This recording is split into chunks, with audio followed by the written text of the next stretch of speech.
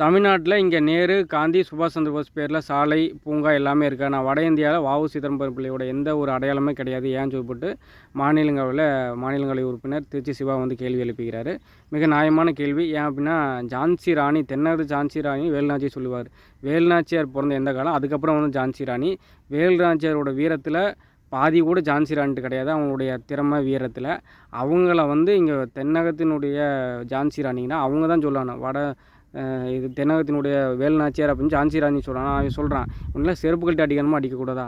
சரியான கேள்வி தான் ஐயா கேட்டது. ஆனால் இங்கே வந்து திராவிடம் பண்ணுறது என்ன, தமிழ் அல்லாத அழிச்சிட்டு நாயுடு மேம்போல் தமிழ் அல்லாத மன்னர்களை தூக்கி விட்றத எல்லாத்தையும் பண்ணுற வேலையை தான் இவங்க செஞ்சுட்டு இருக்கிறாங்க. உங்கள் தலைவர் என்ன பண்ணுறாங்க, அது உங்களுக்கு தெரியுதா தெரியாமல் சில துண்டுகளுக்கு வந்து நீங்கள் பேசுகிறீங்களா அப்படிங்கிறத சந்தேகம்.